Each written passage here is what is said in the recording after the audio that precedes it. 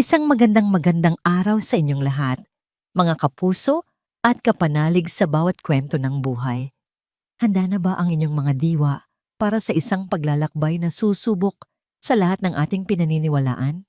Sabi nila, halos lahat ng bagay sa mundo ay kayang bilhin ng salapi. Kayamanan, kapangyarihan, maging ang pansamantalang kaligayahan. Pero paano kung ang isang bagay na pinakamimithi mo, ang payak na katahimikan, ay hindi kayang tumbasan ng kahit anong halaga? Ating pakinggan ang kwento ni Amihan at Liwayway, isang kwentong magpapatunay na ang tunay na yaman ay hindi nasusukat sa ningning ng ginto, kundi sa init ng isang pusong marunong magmahal. Ang tunog. Yun ang unang sumasalubong kay Amihan del Fuego sa tuwing uuwi siya sa kanyang mansyon, ang Hacienda Silahis. Hindi ito ang tunog ng masayang tawanan o ng malambing na musika. Ito ay ang nakabibinging iyak. Isang walang patid na hagulgol na tila dalawang talim na sabay na humihiwa sa katahimikan ng gabing dapat sana ay payapa. Gabi-gabi, parehong eksena. I don't care what you do. I'm paying you a fortune. Just make them stop. Sigaw niya sa telepono habang ang isang kamay ay mahigpit na nakahawak sa kanyang sentido na tila anumang oras ay sasabog. Sa sahig, pira-piraso na ang isang Ming Dynasty vase. Basag, katulad ng kanyang pasensya, katulad ng kanyang puso. Ang kanyang kambal na anak, sina Sinag at Ulan, ay halos mag-iisang taon nang walang ginawa kundi ang umiyak pagsapit ng dilim. Mula nang pumanaw ang kanyang asawang si Clara, ang buong Hacienda Silahis ay naging isang marangyang kulungan ng kalungkutan. At ang yak ng mga bata ang nagsisilbing paalala sa kanya. Gabi-gabi, ng kanyang pinakamalaking kabiguan, sinubukan na niya ang lahat. Ang pinakamagagaling na pediatrician, mga child psychologist, mga yaya na may matataas na credentials. Nagpakabit siya ng soundproof system sa buong kabahayan. Bumili siya ng mga pinakamamahaling laruan at mga duyang gawa pa sa ibang bansa. Ngunit walang epekto. Ang salapi ni Amihan del Fuego na kayang magpatakbo ng isang dambuhalang korporasyon ay walang silbi sa pagpapatahan sa dalawang munting nilalang na sarili niyang dugo at laman. Sa gitna ng kaguluhan, isang anino ang marahang pumasok sa malawak na nasala. Hindi niya ito napansin sa una. Masyado siyang abala sa pagtatalak sa kausap niya sa telepono. Nang ibaba niya ito, ng buong inis, saka lamang niya nakita ang isang babaeng nakatayo, malapit sa hagdanan. Nakasuot ito ng simpleng bestida, ang buhok ay nakatali lang ng simple at may bakas pa ng pagod sa biyahe. Ang mukha nito, payat ito at mukhang mas bata kaysa sa inaasahan niya. Ito na siguro ang bagong katulong na ipinadala ng ahensya, ang kapalit ng huling yaya na sumuko na rin kagabi. Hindi ito natinag sa nagkalat na bubog sa sahig. Hindi ito natakot sa nanlilisik niyang mga mata. Sa halip, ang mga mata nito ay nakatuon sa dalawang duyan kung saan walang tigil sa pag-iyak sina Sinag at Ulan. May kakaibang awa at pag-unawa sa mga mata nito. Anong tinitingin-tingin mo dyan? Masungit na tanong ni Amihan. Kung hindi mo kaya ang ingay, pwede ka nang umalis ngayon din. Ngunit hindi sumagot ang babae. Sa halip, dahan-dahan itong naglakad palapit sa duyan. Isang kilos na puno ng respeto, ngunit may sariling determinasyon. Walang takot, walang pag-aalinlangan. Inaasahan ni Amihan na sisigawan nito ang mga bata o aaluin sa paraang ginawa na ng lahat. Ngunit iba ang ginawa nito. Marahan itong binuhat si Sinag, pagkatapos ay si Ulan. Sabay, tig-isa sa bawat braso.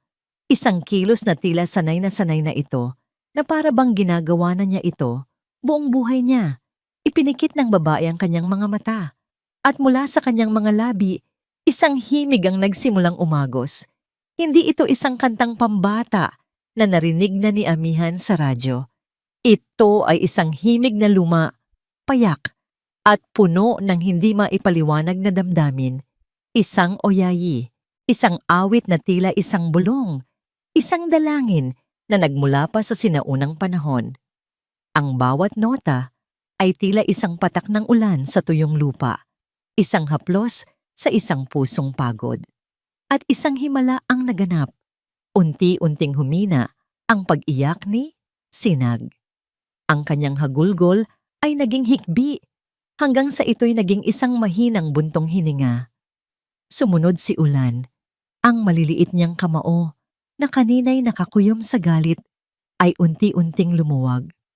Sa loob ng ilang sandali, ang buong hasyenda silahis, sa unang pagkakataon sa loob ng halos isang taon, ay nabalot ng katahimikan. Isang katahimikang hindi normal. Isang katahimikang nakabibingi. Nakatayo si Amihan sa kanyang kinatatayuan, hindi makagalaw. Ang kanyang paghinga ay tila nahinto. Pinanood niya ang babae habang marahas nitong inihiga.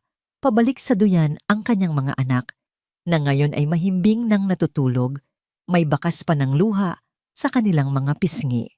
Naramdaman ni Amihan ang isang bagay na matagal na niyang hindi nararamdaman. Kapayapaan. Ngunit kasabay nito ay isang pagkabagabag, isang pagtataka. Paano? Paano nagawa ng isang simpleng babae sa loob lamang ng ilang minuto ang bagay na hindi nagawa ng kanyang milyon-milyong piso? Anong salamang ka ito? Dahan-dahan siyang lumapit. Ang bawat hakbang ay mabigat. Ang kanyang mga mata ay hindi na nakatingin sa mga anak, kundi sa babaeng estranghero na nagdala ng katahimikang ito. Ang mukha nito ay payapa. Ngunit para kay Amihan, ito ang pinakamisteryosong nilalang na nakita niya sa buong buhay niya. Tumigil siya sa mismong harapan nito. Ang tangkad niya ay tila nilalamon ang munting figura ng babae. Ngunit hindi ito nagpakita ng takot. Tumingala lamang ito sa kanya. Ang mga matay kalmado. Bumuka ang bibig ni Amihan. Ang boses niya ay malamig na tila yelo. Walang bahid ng anumang pasasalamat. Tanging pagdududa at hinala. Sino ka? Tanong niya. Ang bawat salita ay may bigat. At anong ginawa mo sa mga anak ko? Ang katahimikan. Iyon ang gumising kay Liwayway. Isang katahimikang dayuhan sa kanyang pandinig. Isang katahimikang halos mas nakabibingi pa kaysa sa walang tigil na iyakan kagabi. Maingat siyang bumangon mula sa maliit ngunit komportableng kama sa kanyang silid sa quarters ng mga katulong. Sinilip niya ang labas ng bintana. Ang araw ay nagsisimula pa lamang sumikat. Ngunit ang sinag nito ay tila nag-aatubiling pumasok sa malawak na hardin ng Hacienda Silahis. Napakalaki ng lugar na ito. Ang sahig ay gawa sa malamig na marmol na kumikinang. Ang mga pader ay napakataas at may mga nakasabit na larawang tila mas matanda pa sa kanyang lola.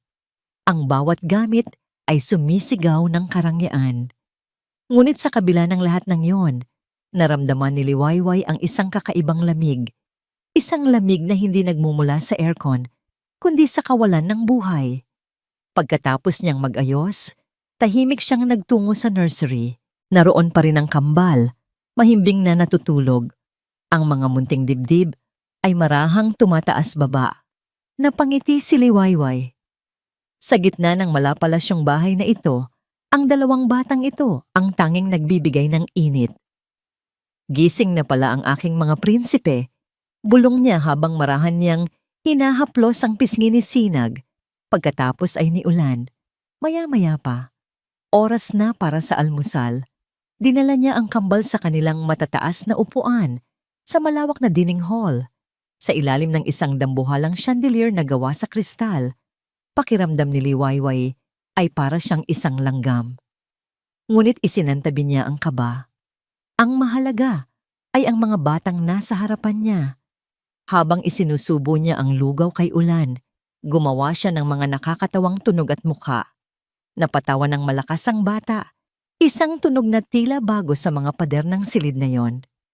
Maging si Sinag, na karaniwang mas seryoso, ay napangiti habang pinapanood sila. Sa sandaling iyon, nakalimutan ni Liwayway kung nasaan siya. Para lang siyang nag-aalaga ng kanyang mga nakababatang kapatid sa kanilang munting bahay sa probinsya. Ang tawanan ng mga bata ang kanyang musika. Hindi niya namalayan na mula sa may pintuan ng kusina, may isang pares ng mga matang matamang nagmamasid sa kanya. Si Amihan del Fuego. Nakatayo lang ito roon. Suot ang isang mamahaling business suit. Hawak ang isang tasa ng kape. Hindi mabasa ni Liwayway ang ekspresyon sa mukha nito. Walang galit, walang ngiti. Tila isa lamang itong estatwa, malamig at hindi maabot. Naramdaman ni Liwayway ang pagbalik ng kaba. Pakiramdam niya ay isa siyang specimen sa ilalim ng mikroskopyo, bawat kilos niya ay sinusuri. Nagpatuloy siya sa pagpapakain sa kambal, ngunit ang kanyang mga kamay ay bahagyang nanginginig na. Ang bawat tawa ng mga bata ay tila masyadong malakas. Bawat galaw niya ay tila masyadong magaslaw para sa lugar na yon. Bakit ba siya binabantayan ng ganito? Naghihintay ba itong magkamali siya? Hindi nagsalita si Amihan. Pagkatapos ng ilang minuto, tumalikod ito at umalis. Na tila hindi man lang siya nakita. Ngunit alam ni Liwayway na nakita siya nito. Naramdaman niya ang bigat ng titig nito na naiwan sa hangin. Nang matapos ang almusal at habang nililinis niya ang mga bata, isang tunog ang kanyang naririnig mula sa entrada. Ang matinis na kalansing ng mga takong sa marmol na sahig. Kasunod nito ay isang malakas na amoy ng pabango na tila gustong sakupin ang buong kabahayan. Isang babae ang pumasok sa dining hall. Mula ulo hanggang paa, mukha itong isang reyna.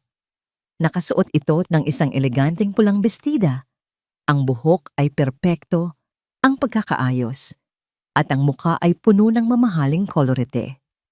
Ang bawat alahas sa katawan nito ay kumikinang. Huminto ito at tiningnan si Liwayway mula ulo hanggang paa. Isang tingin na puno ng paghamak.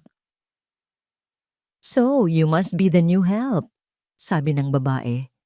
Ang boses ay matamis, ngunit may bahid ng lason. "Ako si Beatriz Montero. Kapatid ako ng yumaong asawa ni Amihan." "Liwayway po! Magandang umaga po, ma'am," magalang na sagot ni Liwayway habang marahang yumuko. Hindi pinansin ni Beatriz ang kanyang pagbati. Sa halip, lumapit ito sa kambal at hinaplos ang buhok ng mga ito, ngunit ang mga mata ay nanatiling nakatitig kay Liwayway. "Saan ka galing sa probinsya?" tanong ni Beatriz na para bang nagtatanong kung saang sulok ng mundo siya nagmula. "Sa probinsya ng Payapa po," sagot ni Liwayway. Isang maliit na ngisi ang sumilay sa labi ni Beatriz. "Payapa? How ironic. At ano naman ang nagdala sa'yo dito sa syudad? Malaki siguro ang pangarap mo sa buhay. Ano?" Naramdaman ni Liwayway ang pahiwatig sa tanong nito. Ito ay hindi isang simpleng pag-uusisa. Ito ay isang interogasyon. "Kailangan lang po ng trabaho, ma'am, para makatulong sa pamilya." Sakto namang bumalik si Amihan sa silid. Agad na nagbago ang anyo ni Beatriz. Ang mapanuyang niyang ngiti ay napalitan ng isang nag-aalalang ekspresyon. "Amihan, darling," malamig na sabi nito. Sabay pulupot ng braso kay Amihan. "I was just getting to know our new employee." Tiningnan ni Amihan si Liwayway. Pagkatapos ay kay Beatriz na tila walang interes. Hinila ni Beatriz si Amihan palayo ng kaunti, ngunit sinadya nitong lakasan ng boses upang marinig ni Liwayway ang kanyang ibubulong. Bawat salita ay tila isang karayom na tumusok sa kanyang tainga. "Mag-ingat ka, Amihan. Hindi natin alam ang pinanggalingan ng babaeng yan. Mahirap nang magtiwala na basta-basta sa mga estranghero, lalo na kung sila ang kasama ng mga bata." Nanigas si Liwayway sa kanyang kinatatayuan. Ang mga mata ni Beatriz ay nakatutok sa kanya habang sinasabi ang mga hululing salita. Isang babala na malinaw pa sa sikat ng araw.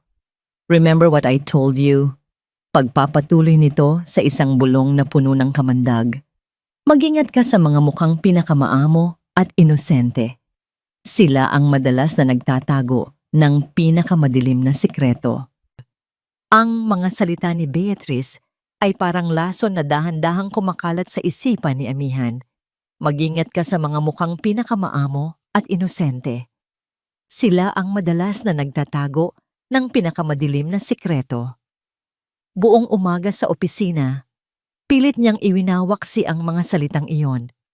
Sinubukan niyang ibaling ang kanyang atensyon sa mga numero sa computer screen, sa mga report na kailangan niyang pirmahan, sa mga tawag na kailangan niyang gawin.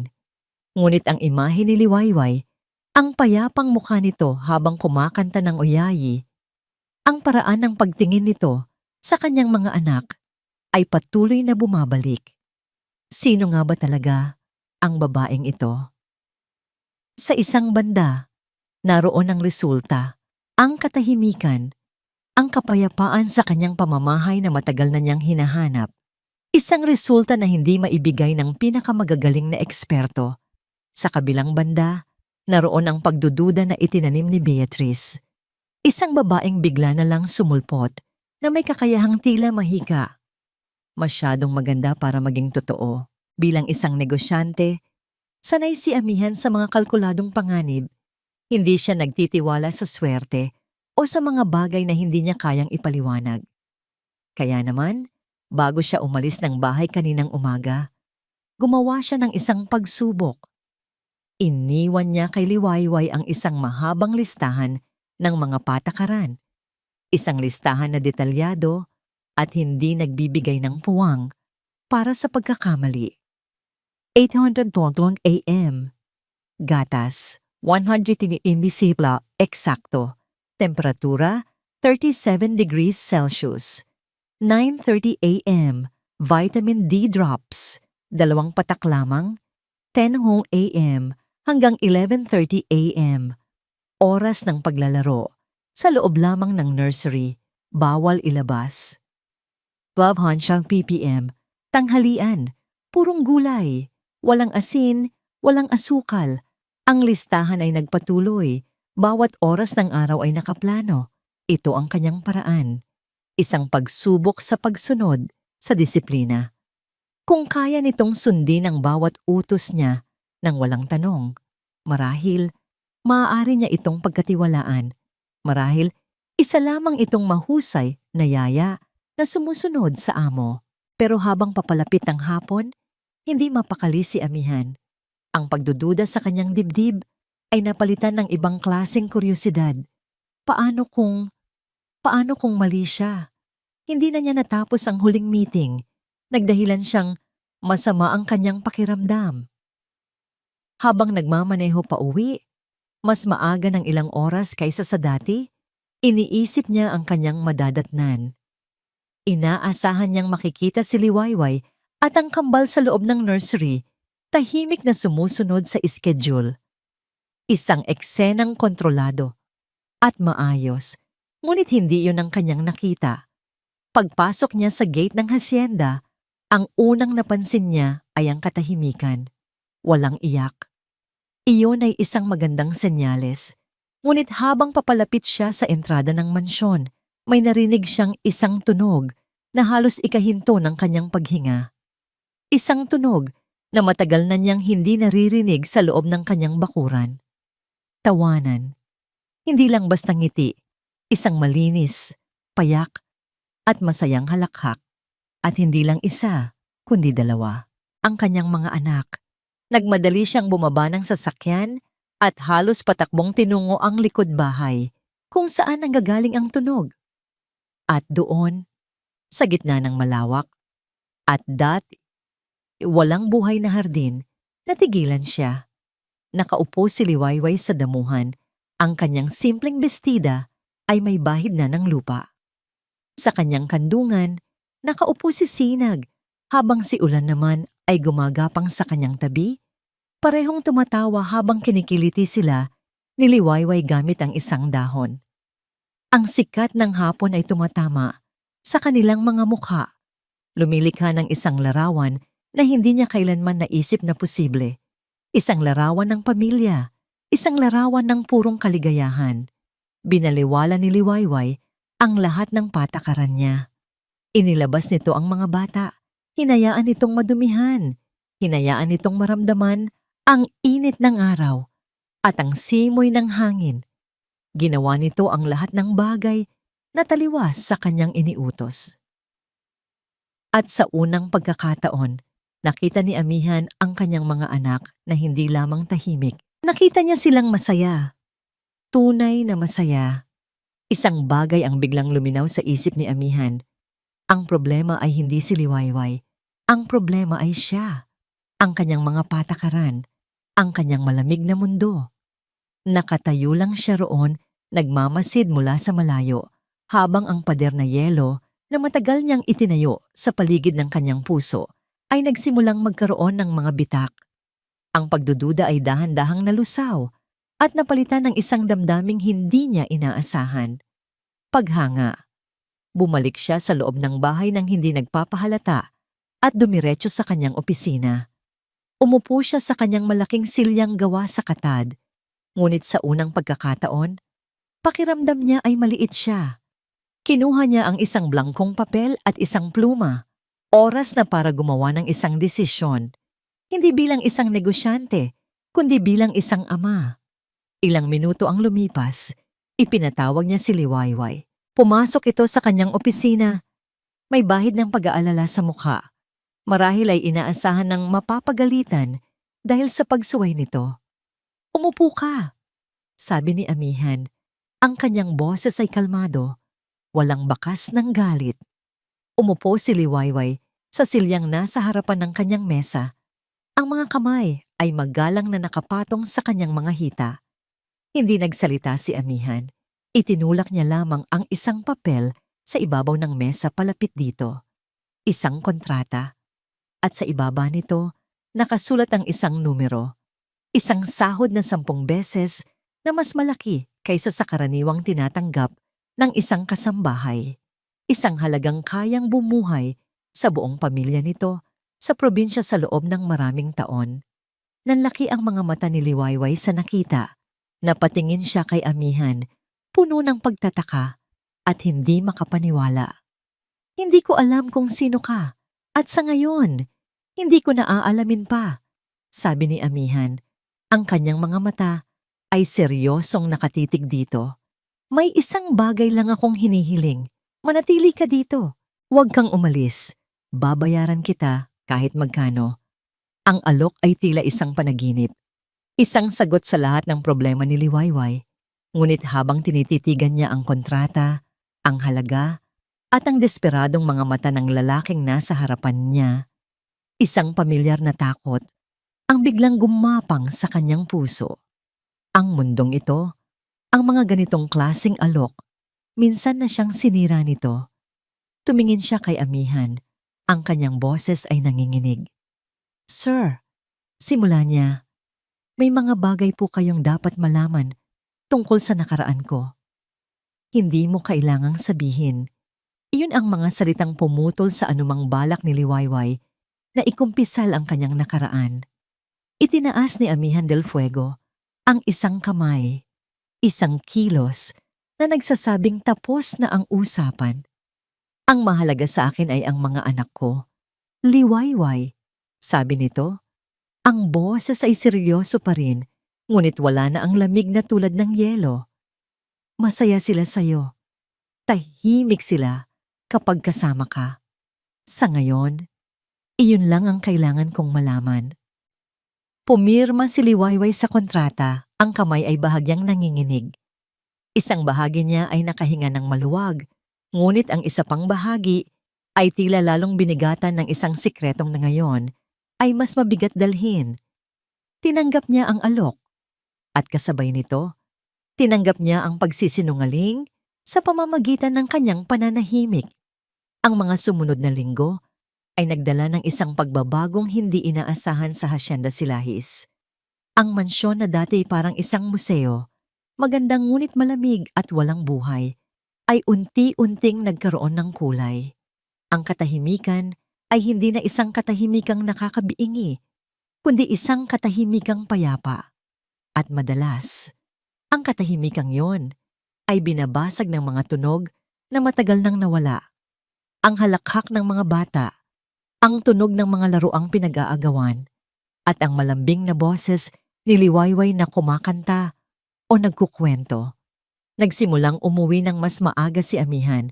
Hindi na niya ito ipinapahalata. Minsan, iiwanan niya ang kanyang mamahaling leather briefcase malapit sa pinto at tahimik na manonood mula sa pasilyo. Isang hapon, naabutan niya si Liwayway na nagkukwento sa kambal. At dahil sa sobrang katakawan ng higante, hindi niya namalayan na ang kinakain pala niya ay sili. Kaya naman humiyaw siya ng aray, ang anghang, tubig.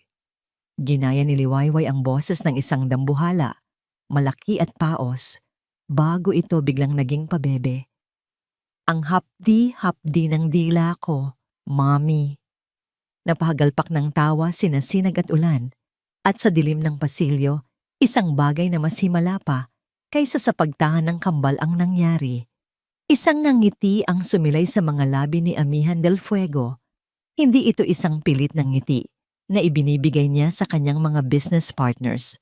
Ito ay isang ngiting totoo, isang manangiting hindi niya namalayan, isang ngiting umabot hanggang sa kanyang mga mata na matagal nang nababalot ng kalungkutan. Agad din niya itong itinago nang mapagtantong nakangiti pala siya.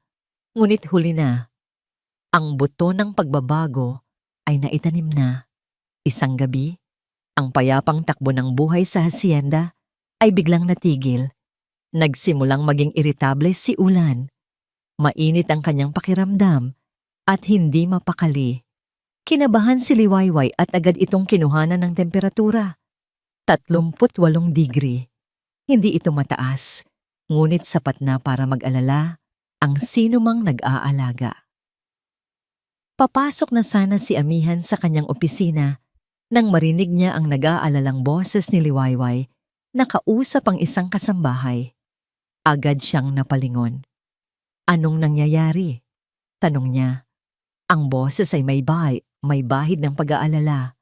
Medyo mataas po ang lagnat ni Ulan, sir. Sagot ni Liwayway.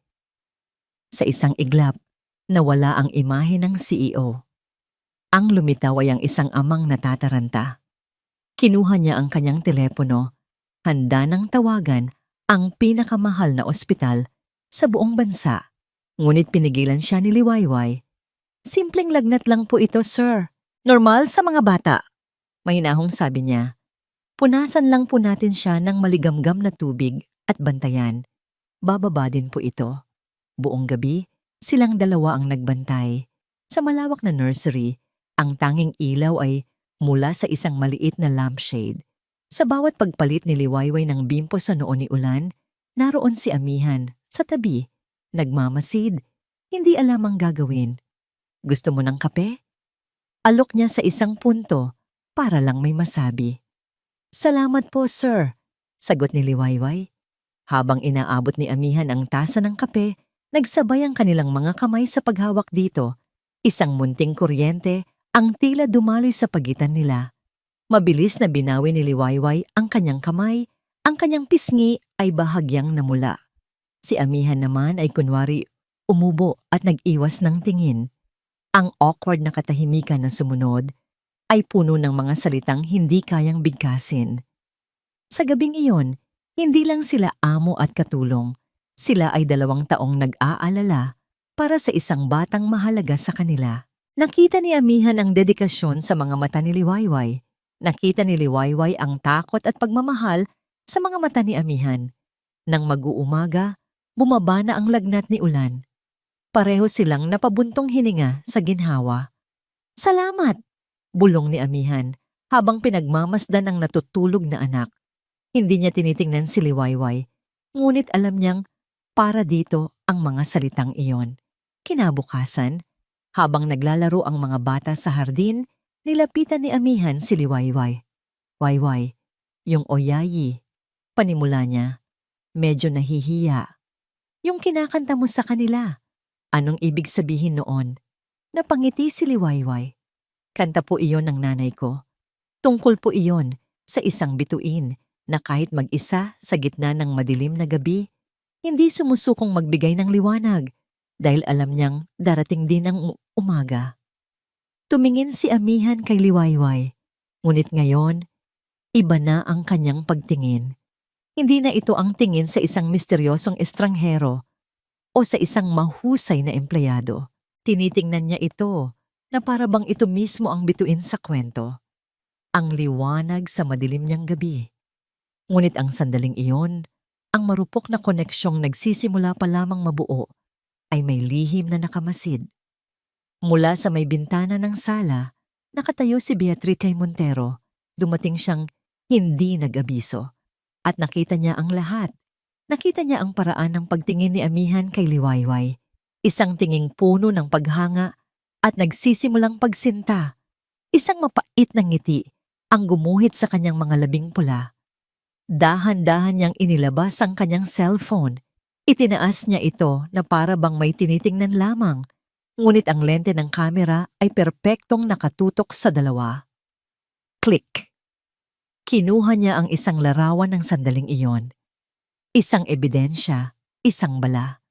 Habang tinititigan niya ang imahe sa screen, ang kanyang nangiti ay lalong lumawak. Matamis, ngunit puno ng lason. Oras na para kumilos. Ang nangiti ni Liwayway nang tanggapin nito ang libro. Ang bahagyang pamumula ng kanyang mga pisngi nang magtama ang kanilang mga mata sa hapagkainan. Ang himig ng kanyang uyeye na tila naging musika na ng buong kabahayan. Ito ang mga bagong imaheng sumasakop sa isipan ni Amihan del Fuego. Unti-unti, binubura ng mga ito ang kulay abong mundo na matagal na niyang ginagalawan. Napapansin niya ang sarili na naghahanap sa presensya nito na tila may kulang kapag hindi niya naririnig ang boses nito o ang tunog ng mga yabag nito sa pasilyo. Ang Hacienda Silahis ay nagsisimula ng maging isang tahanan at alam na alam niya kung sino ang dahilan. Ngunit kasabay ng bagong sibol na pag-asang ito ay ang isang pamilyar na anino.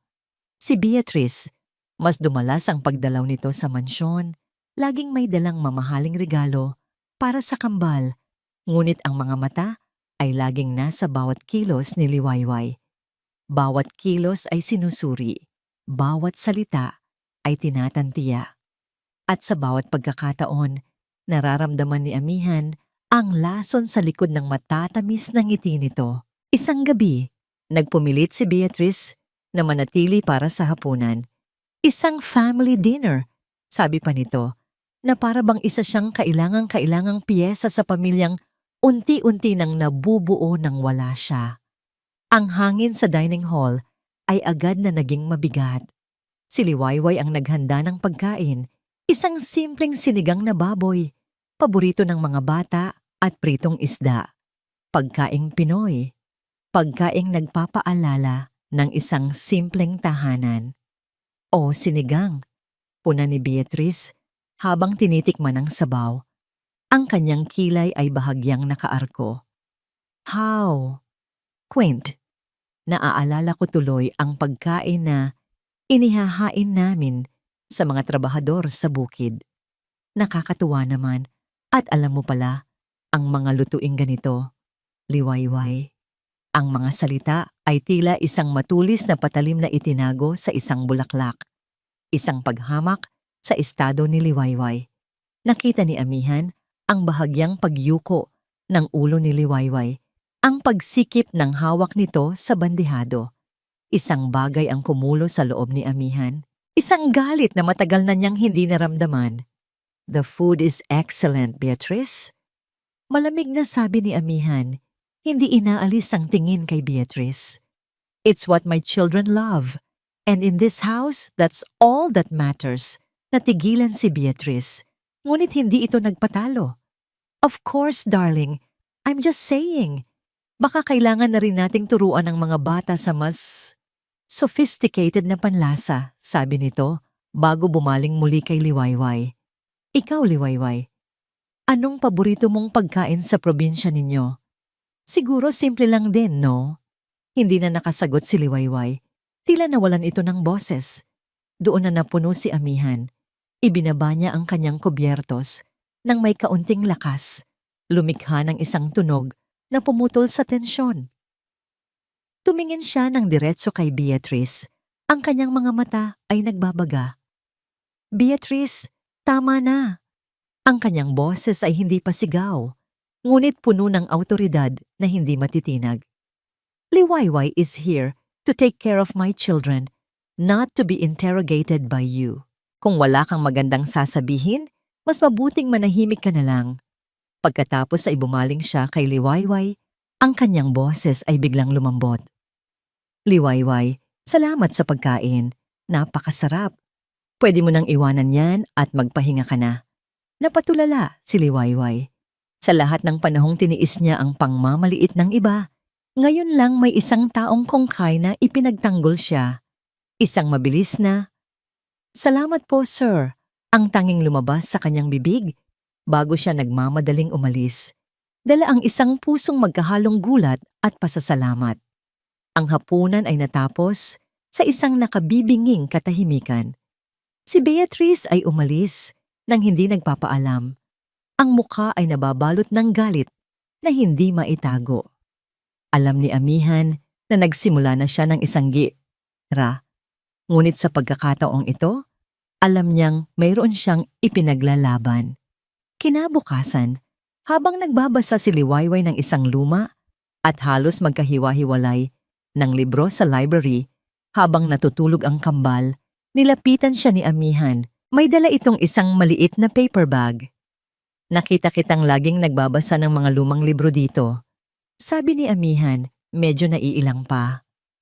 "Naisip ko lang na baka gusto mo ng isang bago." Inabot niya ang paper bag. Nanginginig ang mga kamay ni Liwayway nang buksan niya ito. Sa loob ay isang bagong-bagong kopya ng isang libro ng mga klasikong tulang Pilipino. Isang bagay na simple, ngunit para sa kanya, mas mahalaga pa ito kaysa sa alinmang alahas sa katawan ni Beatrice. "Sir, hindi po kailangan," naiiyak na sabi niya. "Just take it," sabi ni Amihan. Sabay talikod bago pa niya makita ang mga luhang namumuo sa mga mata nito. Habang naglalakad siya palayo, naramdaman ni Amihan ang isang kakaibang gaan. Ang pagtatanggol kay Liwayway, ang pagbibigay sa kanya ng isang munting regalo. Ito ay mga bagay na nagbibigay sa kanya ng isang kaligayahang hindi kayang ibigay ng tagumpay sa negosyo. Naisip niya, marahil, ito na yon. Marahil, posible palang maging masaya ulit. Ngunit sa kabilang dako ng syudad, sa isang mamahaling coffee shop, ang kaligayahang yon ay malapit ng magkaroon ng taning. Si Beatrice Montero ay nakaupo sa harap ng isang lalaking nakasuot ng itim na jacket. Inilapag ng lalaki ang isang brown na envelope sa ibabaw ng mesa. "Lahat ng impormasyong kailangan niyo, ma'am, nasa loob na niyan," sabi ng pribadong investigador. Isang malaking eskandalo sa probinsya nila. Pinag-usapan ng ilang buwan. Hindi nagsalita si Beatrice. Kinuha niya ang envelope at binuksan ito. Sa loob ay mga dokumento at ilang malabong litrato. Binasa niya ang report. Ang kanyang mga mata ay dahan-dahang nanlaki at isang nangiting puno ng tagumpay ang unti-unting gumuhit sa kanyang mga labi. Ang inosenteng si Liwayway Rosario, ang maamong anghel ng Hacienda Silahis. Inakusahan palang mang-aagaw ng asawa. Ang dahilan umano ng paghihiwalay ng isang mayamang mag-asawa sa kanilang probinsya. Isang homewrecker. Isinara ni Beatrice ang envelope. Ang kanyang mga kuko na pula ay tila mga galamay na humahawak sa kanyang sandata. Ngayon, hawak na niya ang lason. Ang pamatay na lason para sa nagsisimulang pag-iibigan sa Hacienda Silahis. Ngumiti siyang muli. Isang nangiting nakakakilabot. "Tingnan natin, Amihan," bulong niya sa sarili. "Tingnan natin kung paano mo pa siya ipagtatanggol kapag nalaman ng lahat na isa siyang mang-agaw ng asawa. Ang librong bigay ni Amihan ay nakapatong sa maliit na mesa sa tabi ng kama ni Liwayway. Gabi-gabi, bago matulog, hinahaplos niya ang pabalat nito. Isang simpleng regalo, ngunit para sa kanya, ito ay isang simbolo. Simbolo ng paggalang, simbolo ng proteksyon, ang pagtatanggol ni Amihan sa kanya laban kay Beatrice. Ang unti-unting paglambot ng kanyang mga mata, ang mga sandaling nahuhuli niya itong nakatingin sa kanya habang naglalaro sila ng kambal. Lahat ng ito ay nagtanim ng isang munting binhi ng pag-asa sa puso ni Liwayway. Isang pag-asang mapanganib. Dahil habang lumalago ang pag-asang iyon, lalong bumibigat ang sikretong kanyang itinatago. Paano kung malaman ni Amihan ang nakaraan niya? Paano kung maniwala siya sa mga kasinungalingan tulad ng lahat ng ibang tao? Ang takot na yon ay isang aninong laging nakabuntot sa bawat sandali ng kanyang bagong tuklas na kaligayahan. Mawawala ang lahat ng ito. Babalik siya sa dati. Isang umaga, habang nililinis ni Liwayway ang isang lumang aparador sa pasilyo sa ikalawang palapag, isang parte ng bahay na bihirang puntahan, isang maliit na kahon na gawa sa kahoy ang nalaglag mula sa itaas. Kumalat sa sahig ang laman nito, isang koleksyonon ng mga luma at kinalawang na susi. Habang pinupulot niya ang mga ito, isa-isa, may isang susi na umagaw sa kanyang pansin. Iba ito sa lahat. Mas maliit, mas pino ang pagkakagawa, at may nakaukit na maliit na bulaklak na rosas sa dulo. Tila pambabae, tila mahalaga. Bigla niyang naalala. May isang pinto sa dulo ng pasilyong yon na lagi niyang nakikitang nakakandado. Isang pinto na gawa sa puting kahoy na tila hindi pa nabubuksan sa loob ng mahabang panahon. Walang sino man ang pumapasok doon. Dala ng hindi maipaliwanag na kuryosidad, dahan-dahan siyang naglakad papunta sa pintong iyon. Nanginginig ang kanyang mga kamay habang isinusuot niya ang susi sa keyhole. Eksakto. Tamang-tama. Nag-alinlangan siya. Mali ito. Isa itong paglabag sa tiwala ni Amihan. Ngunit may isang puwersa sa loob niya na nag-uudyok sa kanya na buksan ito. Isang pakiramdam na kailangan niyang malaman kung ano ang nasa loob. Kailangan niyang maintindihan ang pinagmumulan ng kalungkutan ng bahay na ito. Huminga siya ng malalim. Ipinikit ang mga mata at dahan-dahang pinihit ang susi. Isang malakas na klik ang umalingaw-ngaw sa tahimik na pasilyo. Isang tunog na tila gumising sa mga natutulog na alaala ng bahay. Tinulak niya ang pinto. Bumukas ito ng walang ingay na para bang naghihintay lang talaga itong mabuksan. Ang sumalubong sa kanya ay hindi alikabok at dilim, kundi isang silid na tila natigil sa panahon. Ang lahat ng gamit ay natatakpan ng puting kumot na nagbibigay dito ng isang malungkot at tila makamultong anyo. Ngunit sa ilalim ng mga takip, nakikita ni Liwayway ang hugis ng magagandang muebles, isang vanity table na may eleganteng salamin, isang malaking kama na may headboard na inukitan ng mga bulaklak at isang rocking chair sa tabi ng bintanang nakasarado. May amoy ng pinaghalong alikabok at matagal nang nawalang pabango sa hangin. Ito ang silid ni Clara, ang yumaong asawa ni Amihan. Naramdaman ni Liwayway ang isang matinding hiya. Pakiramdam niya ay isa siyang magnanakaw na pumasok sa isang sagradong lugar. Ngunit ang kalungkutang bumabalot sa silid ay tila humihila sa kanya papasok. Dahan-dahan siyang humakbang, ang bawat galaw ay maingat, na para bang ayaw niyang makabulahaw sa katahimikan. Hinawakan niya ang rocking chair. Naisip niya si Clara. Marahil ay nakaupo dito. Hinihimas ang kanyang sinapupunan, nangangarap tungkol sa kanyang kambal.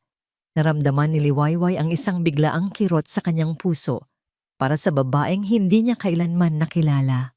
At doon, sa ibabaw ng bedside table, sa ilalim ng isang unan na may burda ng bulaklak, may isang bagay na nakausli, isang maliit na libro na nababalot sa balat. Hindi ito ordinaryong libro. Isa itong journal. Muling naglaban ang isip at puso ni Liwayway. Ang pagbuklat sa librong iyon ay ang sukdulang paglapastangan sa alaala ni Clara. Ngunit ang kuryosidad, ang pangangailangang makaunawa ay mas malakas. Marahan siyang umupo sa gilid ng kama na natatakpan ng kumot at nanginginig ang mga kamay na binuklat ang journal. Ang mga unang pahina ay puno ng masasayang sulat kamay. Tungkol sa kanyang pagbubuntis, sa kanyang pananabik na makita ang mga anak, sa kanyang pagmamahal para kay Amihan. Ngunit habang lumilipat ang mga pahina, unti-unting nagbabago ang tono. Ang masayang sulat kamay ay naging magulo. Minsan ay may mga bakas ng natuyong luha.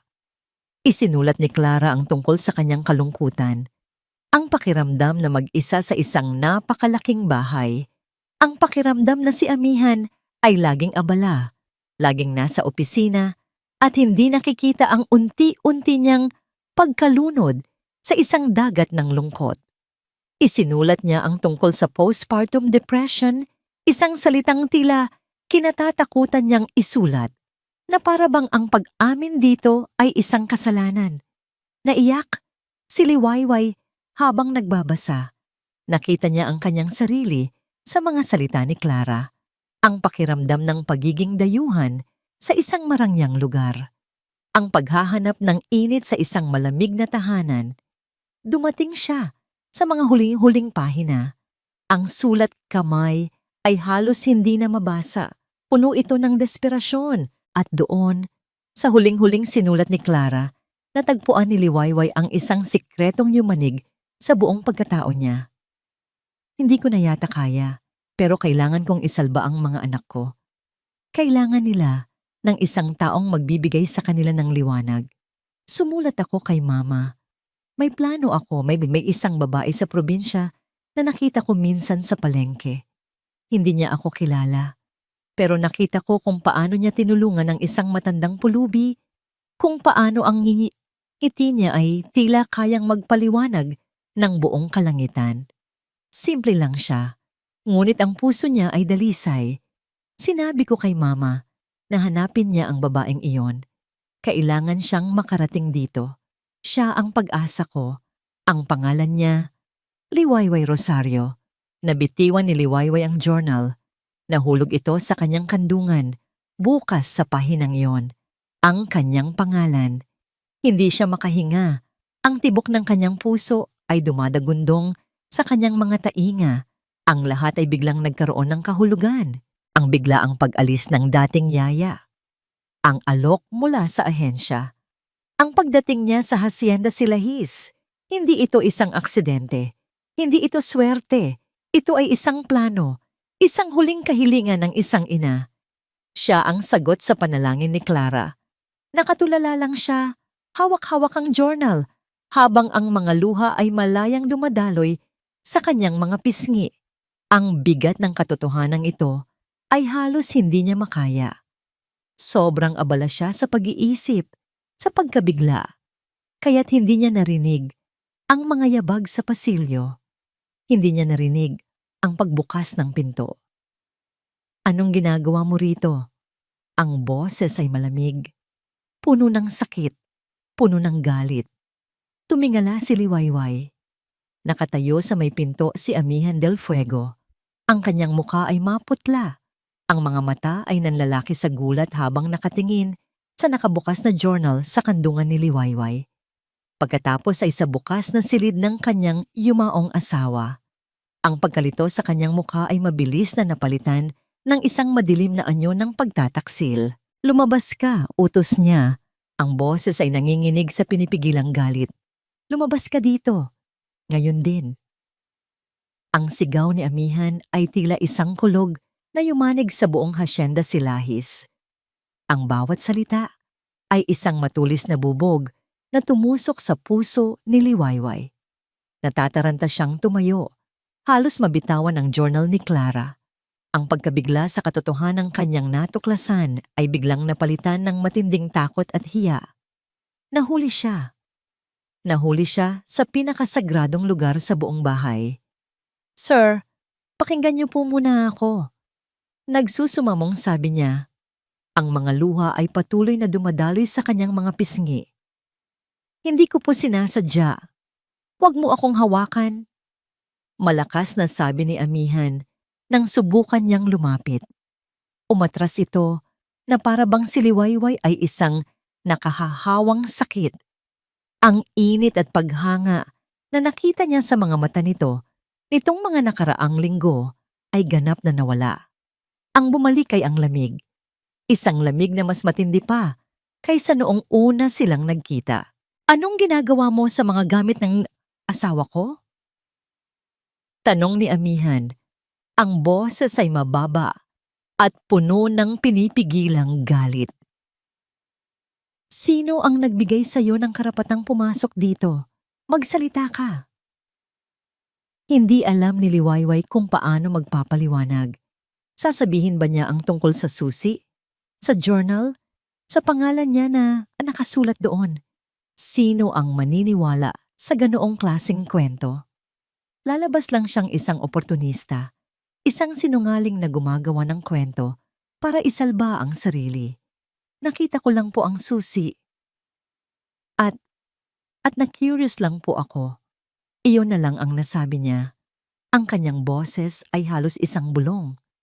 Isang mahinang paliwanag, isang kasinungalingan, isang mapait na tawa ang kumawala sa bibig ni Amihan. Isang tawang walang bahid ng saya, puno ng pagkadismaya. Curious? Ulit niya. O baka naman may iba kang hinahanap? Alhas? Pera? Sabihin mo sa akin, Liwayway, ano ba talaga ang pakay mo dito? Ang mga salitang yon ay isang sampal. Mas masakit pa sa pisikal na pananakit. Matapos ang lahat, ito pa rin ang tingin sa kanya ni Amihan. Isang taong galing sa hirap na tiyak ay may masamang intensyon. Hindi po totoo yan, sir. Umiiyak na, sabi niya. Talaga? Hamon ni Amihan. Paano mo ipapaliwanag ito? Ang pagpasok mo sa kwarto ng asawa ko. Ang pagbabasa mo sa pinakapribado niyang gamit. Akala ko iba ka. Akala ko nagkamali ako. Ang huling mga salita. Nagkamali ako. Ang pinakamasakit sa lahat. Iyon ang pumatay sa munting binhi ng pag-asang umusbong sa kanyang puso. Pinilit ni Liwayway na magsalita. Gusto niyang isigaw ang nabasa niya. Gusto niyang sabihin na hindi siya aksidenteng napadpad doon, na siya ang pinili ng asawa nito. Ngunit sa tuwing titingnan niya ang galit at pagkasuklam sa mga mata ni Amihan, natitikom ang kanyang bibig. Para saan pa? Hindi na siya paniniwalaan nito. Ang tiwalang unti-unti nilang binuo ay gumuho na. Ipinatawag siya ni Amihan sa opisina nito pagkalipas ng isang oras. Ang hangin sa pagitan nila ay mabigat at hindi magalaw. Ibibigay ko pa rin ang sahod mo ayon sa kontrata. Malamig na sabi ni Amihan, hindi man lang tumitingin sa kanya. Ang kanyang mga mata ay nakatuon sa bintana, sa hardin, kung saan minsan silang nagkaroon ng koneksyon. Mananatili ka dito para alagaan sina Sinag at Ulan. Iyon lang, walang labis, walang kulang. Mula ngayon, pagpapatuloy niya, ang usapan natin ay tungkol na lang sa mga bata.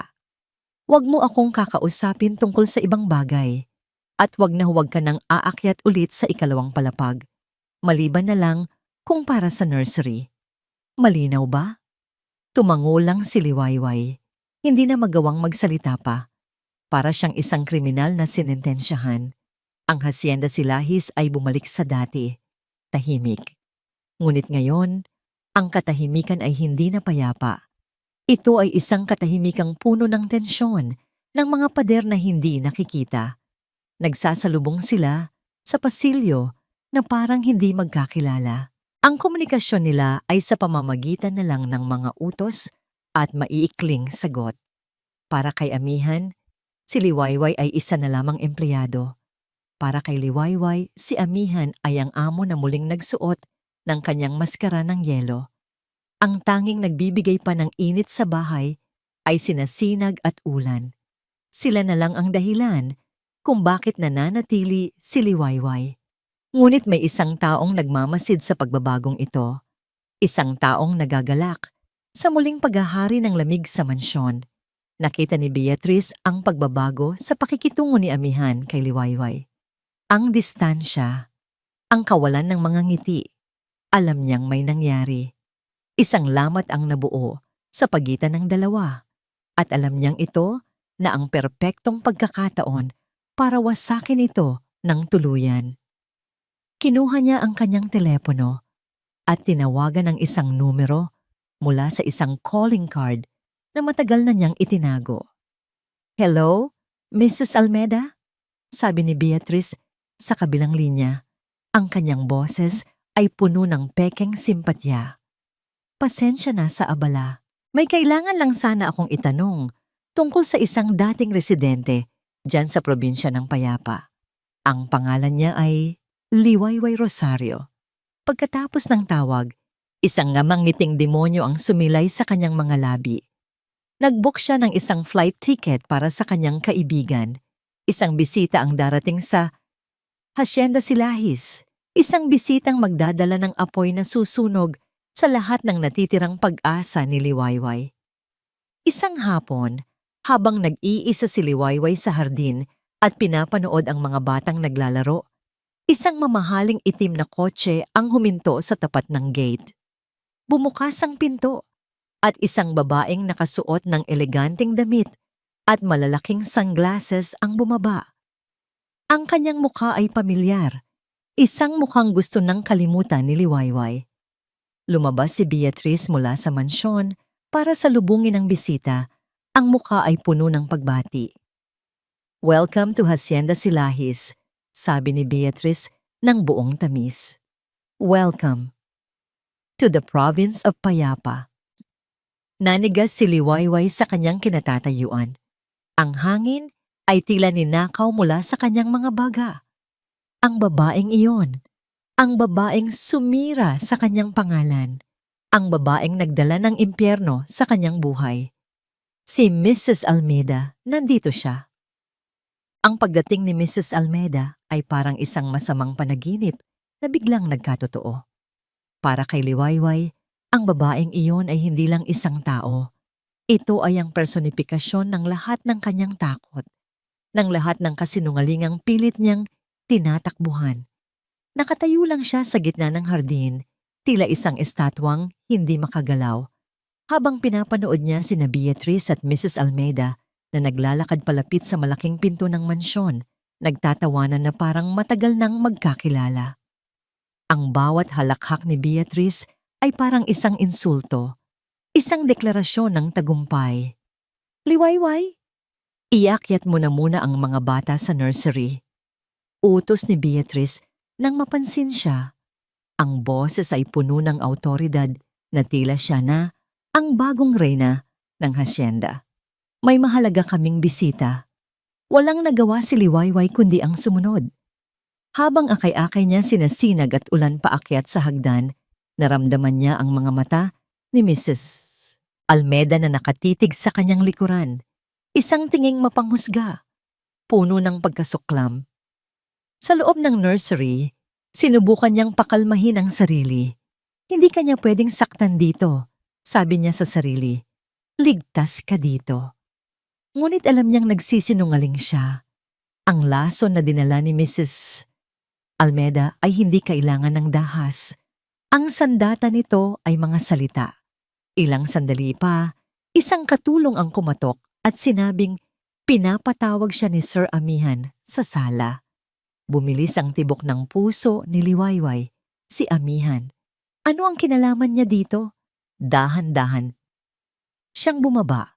Sa bawat hakbang, pakiramdam niya ay naglalakad siya patungo sa kanyang sariling bitayan. Pagdating niya sa sala, naabutan niya ang isang eksenang perpektong inihanda. Si Beatrice at Mrs. Almeda ay komportableng nakaupo sa mamahaling sofa, tila mga hukom na naghihintay sa akusado. Si Amihan naman ay nakatayo malapit sa bintana, nakatalikod sa kanila, ngunit ramdam ni Liwayway ang tensyon sa tindig nito. "Amihan, darling, Simula ni Beatrice nang makita si Liwayway, ang boses ay puno ng pekeng pag-aalala. I would like you to meet a dear old friend of our family from the province, Mrs. Almeida. It seems she and Liwayway have a history. Dahan-dahang humarap si Amihan. Ang kanyang mukha ay isang blangkong maskara, ngunit ang kanyang mga mata ay matamang nakatitig kay Liwayway, naghihintay. Ang distansya sa pagitan nila, na nilikha ng insidente sa kwarto ni Clara, ay tila lalong lumawak. Oh my goodness! Kunwari gulat na sabi ni Mrs. Almeida, sabay takip sa kanyang bibig. Liwayway Rosario? Ikaw nga! Anong ginagawa mo dito? Akala ko ba? Well, akala ko pagkatapos ng nangyari, hindi ka na magpapakita pa sa disenteng lipunan. Bumaling si Mrs. Almeida kay Amihan. I'm so sorry, Mr. Del Fuego. Hindi ko sinasadyang magdala ng eskandalo sa pamamahay ninyo. It's just that, nagulat lang talaga ako na ang babaeng halos sumira sa pamilya ko ay nagtatrabaho ngayon sa inyo. Anong ibig mong sabihin? Tanong ni Amihan, ang kanyang boses ay kalmado, ngunit may bigat. Doon na nagsimula ang paghuhukom. Ikinuwento ni Mrs. Almeida ang isang bersyon ng nakaraan na perpektong binaluktot para sirain si Liwayway. Ikinuwento niya kung paano ang isang ambisyosang probinsyana ay ginamit ang kanyang ganda at kunwari inosenteng kilos para akitin ang kanyang asawa. Nagdagdag siya ng mga detalye, mga lihim na sulat na hindi kailanman umiral, mga ninakaw na halik sa dilim. Ipininta niya si Liwayway bilang isang mga agaw, isang ahas na nag-aabang ng pagkakataon para umangat sa buhay sa pamamagitan ng paninira sa iba. Pinilit kong patawarin ang asawa ko. Dramatikong sabi ni Mrs. Almeida. May namumuong peking luha sa kanyang mga mata. Lalaki lang siya, marupok, pero ang babaeng ito, plinano niya ang lahat. Hindi po totoo yan. Mahinang tanggi ni Liwayway. Ang kanyang boses ay nanginginig. Para siyang nalulunod at walang makapitan. Siya po, ang asawa niyo po ang ano? Hamon ni Mrs. Almeida. Ang nanligaw sa'yo? Ang nangako sa'yo ng kung ano-ano? Yan ang palaging sinasabi ng mga babaeng tulad mo. Biktima. Palagi kayong biktima. Tumingin si Liwayway kay Amihan. Naghahanap ng kahit katiting na suporta, ng kahit katiting na pagdududa sa mga mata nito para sa mga akusasyon ni Mrs. Almeida. Ngunit ang nakita niya ay isang pader. Isang pader na mas mataas at mas matibay kaysa dati. Para kay Amihan, lahat ng ito ay nagkokonekta na. Ang pagpasok ni Liwayway sa kwarto ni Clara. Ang paghawak nito sa journal. Ito na ba yon? Ito na ba ang madilim na sikreto na sinasabi ni Beatrice? Isang babaeng sanay manira ng pamilya. Isang babaeng sanay pumasok sa buhay ng iba para sa sariling kapakanan. Ang tiwalang minsan niyang naramdaman para kay Liwayway ay ganap ng naging abo. Sir? Nagsusumamong sabi ni Liwayway, ang mga luha ay malaya ng tumutulo. Manila po kayo. Hindi po yan ang totoong nangyari. Binastos po ako ng asawa niya, kaya po ako umalis sa dati kong trabaho. Pinagtanggol ko lang po ang sarili ko. Ngunit ang kanyang mga salita ay walang bigat laban sa makapangyarihang presensya at dramatikong pag-arte ni Mrs. Almeida. Sino siya para paniwalaan? Isang hamak na katulong laban sa isang mayaman at respetadong ginang? Tumayo si Amihan mula sa kanyang pagkakasandal sa bintana. Naglakad siya, hindi pa palapit kay Liwayway, kundi papalayo. Isang kilos na nagsasabing tapos na ang lahat. Tumingin siya sa kanya, hindi nagalit, hindi na nasasaktan. Ang nakita ni Liwayway sa mga mata nito ay isang bagay na mas masakit pa, pagkadismaya at pagkasuklam. Tama na, sabi ni Amihan. Ang kanyang boses ay walang anumang emosyon, walang bahid ng init na minsan nang nagparamdam sa kanya ng pag-asa. Humarap siya kay Liwayway. Ang bawat salita ay parang isang hatol ng kamatayan. Ligpitin mo na ang mga gamit mo. Utos niya. Gusto kong umalis ka na sa bahay ko. Ngayon din. Ang mga salita ni Amihan ay isang sentensya. Isang hatol na walang puwang para sa apela. Tapos na. Umakyat si Liwayway sa kanyang maliit na silid na tila isang kaluluwang nawalan ng katawan. Ang kanyang mga kilos ay mabagal, mekanikal. Binuksan niya ang kanyang aparador at inilabas ang kanyang luma, ngunit matibay na bag. Ang bawat damit na kanyang tiniklop ay tila may bigat ng 1,000 alaala. POV, Liwayway. Ang bestidang suot niya noong una siyang dumating. Ang blusang suot niya noong una siyang nangginitian ni Amihan. Ang bawat isa ay isang kabanata sa isang kwentong akala niya ay magkakaroon ng masayang wakas. Ang mga luha ay tahimik na dumadaloy sa kanyang mga pisngi. Bumabagsak sa mga damit na kanyang inaayos.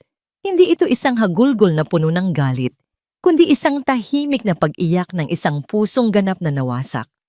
Napahinto siya nang makita niya ang libro sa ibabaw ng kanyang mesa. Ang libro ng mga tula na bigay ni Amihan. Hinaplos niya ang pabalat nito. Ang kanyang mga daliri ay nanginginig.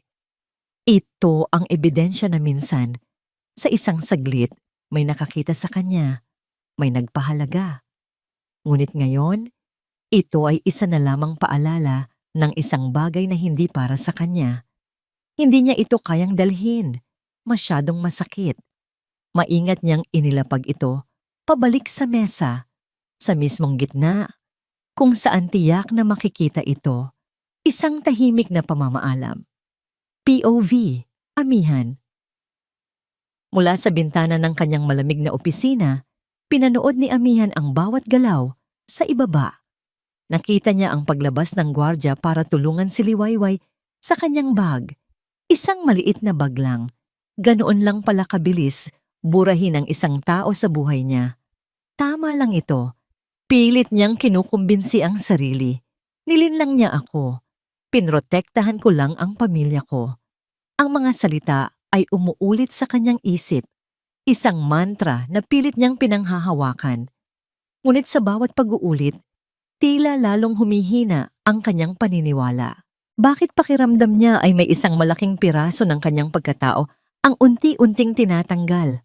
Bakit masakit panoorin ang anino nito habang dahan-dahang naglalakad palayo? POV, Liwayway. Bago siya tuluyang lumabas ng pinto, may isang lugar pa siyang kailangang puntahan. Dahan-dahan niyang binuksan ang pinto ng nursery. Ang ilaw mula sa pasilyo ay nagbigay ng sapat na liwanag para makita ang 2 anghel na mahimbing na natutulog sa kanilang mga duyan. Sina Sinag at Ulan.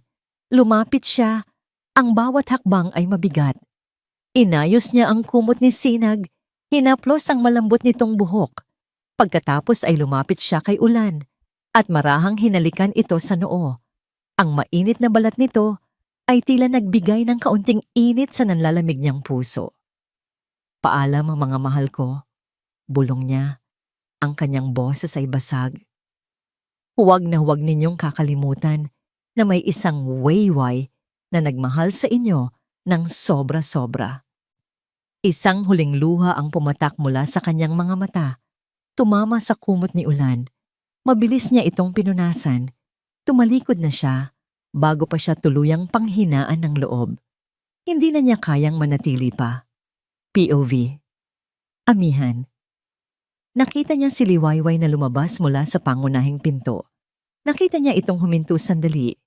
Tumingala sa malaking bahay na para bang nagpapaalam. Pagkatapos, nagpatuloy na ito sa paglalakad. Isang maliit at malungkot na figura sa gitna ng malawak na driveway. Isang taxi ang naghihintay sa labas ng gate. Pumasok ito. Ang pinto ay nagsara. Ang gate ng Hacienda Silahis ay dahan-dahang nagsara rin. Ang tunog ng bakal na nagkikiskisan ay tila isang tunog ng katapusan. Nakahinga ng malalim si Amihan. Tapos na. Sabi niya sa sarili, ngayon, babalik na sa normal ang lahat. Babalik na ang kaayusan, ang katahimikan. Ngunit hindi katahimikan ang kanyang narinig. Sa sandaling sumarado ang gate, sa sandaling nawala sa paningin ng taxi, isang iyak ang biglang pumunit sa katahimikan ng gabi. Hindi ito isang ordinaryong iyak. Ito ay isang sigaw. Isang sigaw na puno ng paghahanap, ng pagkawala. At hindi lang ito nagmula sa isa, kundi sa dalawa. Sabay, ang magkapatid na Sinag at Ulan. Ang kanilang iyak ay mas malakas, mas desperado, at mas masakit kaysa sa dati. Tila alam ng dalawang sanggol na ang kanilang liwanag, ang kanilang uyayi, ay tuluyan ng umalis. Ang kanilang iyak ay hindi na iyak ng simpleng pagkagutom o antok. Ito ay isang iyak ng isang pusong nangungulila. Ang tunog ay umakyat mula sa nursery, dumaan sa mga pasilyo at pumasok sa opisina ni Amihan na parang isang matulis na punyal. Tumama ito sa kanyang dibdib. Pinupunit ang lahat ng kasinungalingang sinabi niya sa sarili. Napasandal siya sa kanyang mesa. Ang kanyang mga tuhod ay biglang nanghina. Ang iyak ay hindi humihinto. Ito ay isang akusasyon. Isang sentensya na siya mismo ang humatol sa sarili. Napahawak siya sa kanyang ulo. Ang kanyang mga daliri ay mahigpit na nakasabunot sa kanyang buhok na para bang sinusubukang pigilan ang nakabibinging tunog sa labas at ang mas malakas na sigaw ng pagsisisi sa loob. Anong ginawa ko? Bulong niya sa sarili. Habang ang iyak ng kanyang kambal na anak ay patuloy na sumisigaw ng pangalan ng babaeng kanyang pinalayas. Diyos ko, ano ang nagawa ko? 2 araw, 48 oras. 48 oras ng walang tigil na iyak. 48 oras ng impyerno. Ang Hacienda Silahis ay bumalik sa dati, ngunit mas malala pa. Ang iyak ni Sinag at Ulan ay hindi na simpleng hagulgol. Ito ay isang sigaw ng paghahanap. Tinatanggihan nila ang bawat bote ng gatas. Itinutulak nila ang kamay ng bawat yayang sinusubukang kumarga sa kanila.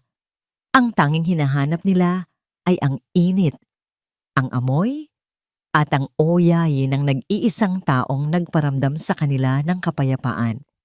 Si Liwayway. Si Amihan ay hindi na pumapasok sa opisina. Hindi na rin siya halos natutulog.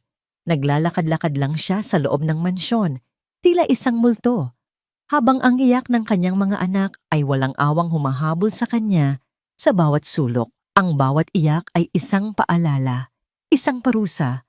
Sinubukan niyang kumbinsihin ang sarili na tama ang ginawa niya. Ngunit sa bawat pagtanggi ng kanyang mga anak, sa mamahaling gatas, sa bawat pagtulak nila sa mga bagong yaya, ang kanyang paniniwala ay unti-unting gumuho. Ang mga salita ni Mrs. Almeda na noong unay tila isang katotohanang hindi matitinag ay nagsisimula ng magtunog kasinungalingan sa kanyang tainga. Sa 3 araw, hindi na niya kaya. Walang maisip na ibang pupuntahan. Walang ibang taong mahihinga ng tulong. Nagmaneho si Amihan patungo sa bahay ng kanyang biyenan, ang ina ni Clara. Si Lola Matilda, isang babaeng puno ng hinahon at karunungan. Isang babaeng matagal na niyang iniiwasan dahil ang presensya nito ay isang buhay na paalala ng kanyang pagkukulang kay Clara. Naabutan niya itong nagdidilig ng mga halaman sa hardin. Nang makita siya ni Lola Matilda, walang bakas ng gulat sa mukha nito. Tila inaasahan na nito ang kanyang pagdating. Alam kong darating ka, mahinahong sabi ng matanda habang ipinapatong ang pandilig. Halika, pumasok ka. Mukhang kailangan mo ng kape. Sa loob ng simpleng bahay ng matanda, sa gitna ng amoy ng kape at lumang libro, gumuho si Amihan. Sa unang pagkakataon mula nang mamatay si Clara, hinayaan niyang makita ng iba ang kanyang kahinaan. Ikinuwento niya ang lahat. Ang pagdating ni Liwayway, ang himala ng oyayay, ang unti-unting pagbabalik ng liwanag sa kanyang tahanan, at ang biglaang pagguho ng lahat dahil sa pagdating ni Mrs. Almeda. Tahimik lang na nakinig si Lola Matilda. Ang kanyang mga mata ay puno ng awa, hindi para kay amihan, kundi para sa lahat ng nasasaktan. Nang matapos si amihan, hindi nagsalita ang matanda. Tumayo ito at pumasok sa kanyang silid. Pagbalik nito, may dala itong isang luma at medyo naninilaw ng kahon. Mula sa loob, kinuha nito ang isang sobre. Bago pumanaw si Clara, panimula ni Lola Matilda, ang boses ay nanginginig sa pagsugpo sa mga luha. Nag-iwan siya ng isang huling sulat para sa akin. Hindi ko ito ipinakita sa iyo noon dahil alam kong hindi ka pa handa. Pero mukhang ngayon na ang tamang panahon. Inabot nito ang sulat kay amihan. Nanginginig ang mga kamay ni amihan habang tinatanggap ito. Ang sulat kamay ni Clara. Ang sulat kamay na matagal na niyang hindi nakikita. Binuksan niya ito at nagsimulang magbasa. Ang bawat salita ay isang punyal na direktang tumusok sa kanyang puso. Isinulat ni Clara ang lahat ng kanyang kalungkutan, ang kanyang pakiramdam na mag-isa. At isinulat din na niya ang kanyang plano, ang kanyang huling pag-asa. Mamay-easy ang babae dito sa probinsya. Hindi ko alam kung bakit, pero sa tuwing nakikita ko siya, gumagaan ang pakiramdam ko. Minsan, nakita ko siyang ipagtanggol ang pangalan ko sa palengke nang may narinig siyang masamang tsismis tungkol sa akin, kahit hindi niya ako kilala. Minsan, nakita ko siyang pinigilan ng asawa ni Mrs. Almeda. Alam mo na ma, ang bastos na si Mr. Almeda nang subukan nitong hawakan ang braso niya. Matapang siya ma, mabuti ang puso niya. Pakiramdam ko, siya lang ang makakapagligtas sa mga anak ko mula sa dilim na paparating sa akin. At sa dulo ng sulat, nakasulat ang pangalan, Liwayway Rosario. Nabitiwan ni amihan ang sulat, tila nawalan ng hangin ang kanyang mga baga. Ang lahat ng piraso ng puzzle ay biglang nagkabit-kabit sa kanyang isipan. Ang pagdating ni Liwayway ay hindi aksidente. Ang pagtatanggol niya sa sarili laban kay Mr. Almeda ang naging dahilan ng pag-imbento ng kwento ni Mrs. Almeda. Ang pagpasok niya sa kwarto ni Clara ay hindi paglapastangan, kundi isang pagtupad sa isang hindi sinasadyang tadhana. At si Beatrice, na kaibigan daw ng pamilya Almeda. Si Beatrice na nagtanim ng pagdududa sa kanyang isipan mula pa sa unang araw. Isang matinding galit. Isang galit na mas matindi pa kaysa sa naramdaman niya para kay Liwayway, ang biglang bumuhos sa kanyang katauhan. Galit sa sarili dahil sa kanyang katangahan. Galit kay Beatrice para sa kanyang kasamaan. Salamat po. Iyon lang ang nasabi niya kay Lola Matilda bago siya nagmamadaling tumayo. Amihan, tawag ng matanda. Ang pagpapatawad ay hindi lang para sa taong nagkasala sa'yo. Ito rin ay para sa sarili mo. Patawarin mo ang sarili mo at hanapin mo siya. Hindi na lumingon si amihan. Ang tanging nasa isip niya ay ang kanyang kailangang gawin. Ang pagbalik niya sa Hacienda Silahis ay parang isang bagyo. Hindi niya pinansin ang mga yaya. Hindi niya pinansin ang umiiyak na kambal. Dumiretso siya sa sala kung saan, sa perpektong tiyempo, naabutan niya si Beatrice na nagkakape na parang reyna ng mansyon. Umalis ka na, sabi ni amihan. Ang kanyang boses ay kalmado, ngunit nakakakilabot. Nagulat si Beatrice. What are you talking about, darling? Huwag mo akong tawaging darling, mariing sabi ni amihan. Inilapag niya sa mesa ang sulat ni Clara. Alam ko na ang lahat. Ang kasinungalingan mo, ang pakikipagsabwatan mo kay Mrs. Almeda, ang lahat ng paninira mo kay Liwayway. Namutla si Beatrice. Sinubukan niyang magdahilan, ngunit pinutol siya ni amihan. Alam mo kung ano ang pinakamasakit, Beatrice? Sabi ni amihan, lumalapit dito. Ang kanyang mga mata ay nag-aapoy. Ginamit mo ang alaala ng sarili mong kapatid para sa sarili mong makasariling interes. Ang babaeng pinalayas ko, siya ang huling kahilingan ng kapatid mo at sinira mo siya. Umalis ka sa bahay ko. Sigaw niya sa wakas ay bumigay na ang kanyang kontrol. At wag na wag ka nang magpapakita pa sa akin o sa mga anak ko. Ever. Nanginginig na tumayo si Beatrice at umalis ng walang imik. Ang kanyang muka ay puno ng pagkatalo. Pagkaalis nito, humarap si Amihan sa kanyang mga kasambahay. Alamin ninyo kung saan umuwi si Liwayway Rosario, utos niya. Gawin ninyo ang lahat. Kailangan kong malaman kung nasaan siya. Ngayon na. Pagkatapos, tumakbo siya palabas ng bahay. Kinuha niya ang susi ng kanyang kotse. Hindi na siya maghihintay. Pumasok siya sa sasakyan at pinaandar ito ng walang patutunguhan. Ang tanging alam lang niya ay kailangan niyang umalis. Kailangan niyang hanapin si Liwayway. Kailangan niyang inama ang pinakamalaking pagkakamali ng kanyang buhay, ang probinsya ng Payapa. Isang pangalang puno ng kabalintunaan para kay Liwayway. Dahil sa loob ng halos isang linggo, mula nang bumalik siya, walang kapayapaan sa kanyang puso. Ang bawat sulok ng kanilang maliit na bahay, ang bawat pamilyar na tanawin sa kanilang baryo, ay tila isang paalala ng isang mundong mas masakit iwanan kaysa sa inaakala niya. POV, Liwayway. Sinubukan niyang ibalik ang sarili sa dati. Tumulong siya sa kanyang ina sa mga gawaing bahay. Nakipagkwentuhan siya sa kanyang mga kapatid, ngunit ang kanyang katawan lang ang naroon. Ang kanyang isip, ang kanyang puso, ay naiwan sa isang malaking mansyon, sa isang nursery kung saan natutulog ang dalawang anghel na ninakaw ang kanyang pagmamahal. Gabi-gabi, kapag mag-isa na lang siya sa kanyang kwarto, niyayakap niya ang kanyang unan at pilit na kinakalimutan ang yakni ni Sinag at Ulan. Ngunit sa halip ang oyayi na dati niyang kinakanta para sa kanila ang bumabalik. Isang himig na ngayon ay puno na ng lungkot. Isang hapon, habang nagwawalis siya sa kanilang bakuran, isang sasakyan ang huminto sa kanilang tapat. Hindi ito isang ordinaryong sasakyan.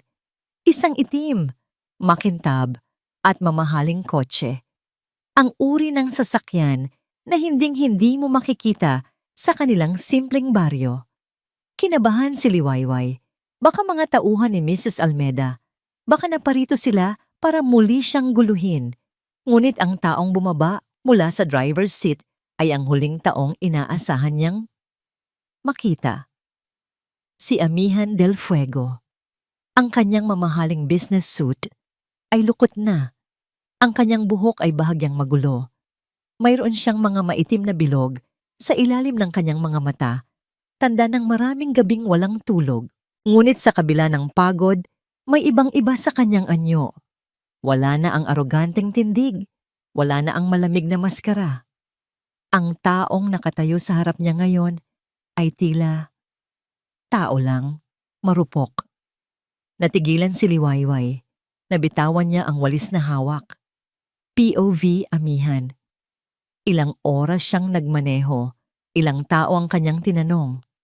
At sa wakas, narito na siya. Sa harap ng isang maliit at simpleng bahay na gawa sa kahoy at kawayan, ang tahanan ni Liwayway. Isang tahanang salungat na salungat sa kanyang mansyon, ngunit sa unang tingin pa lang, alam niyang mas puno ito ng init at pagmamahal. At naroon si Liwayway, nakatayo sa ilalim ng puno ng mangga, suot ang isang simpleng duster, ang kanyang mukha ay puno ng pagkabigla. Mas payat ito kaysa sa huli niya itong makita. Ngunit sa kabila ng kalungkutan sa mga mata nito, naroon pa rin ang liwanag na una niyang napansin. Naglakad siya palapit. Ang bawat hakbang ay mabigat sa hiya at pagsisisi. Huminto siya ilang talampakan mula sa kinaroroonan nito. Walang salitang lumabas sa kanyang bibig sa loob ng ilang segundo. Paano niya sisimulan? Paano niya hihingin ang tawad para sa isang kasalanang halos hindi mapapatawad? Liwayway. Sa wakas ay nasabi niya, ang kanyang boses ay paos. Hindi sumagot si Liwayway. Naghihintay lang ito. Ang kanyang ina at mga kapatid ay sumilip mula sa bintana. Nagtataka sa bisitang dumating. Huminga ng malalim si Amihan. Inihanda niya ang sarili. Oras na para hubarin ang lahat ng kanyang pride. Nandito ako para humingi ng tawad. Panimula niya. Ang kanyang mga mata ay hindi bumibitiw sa pagkakatitig kay Liwayway. Walang sapat na salita para sabihin kung gaano ako nagsisisi. Naging bulag ako, Liwayway. Bingi.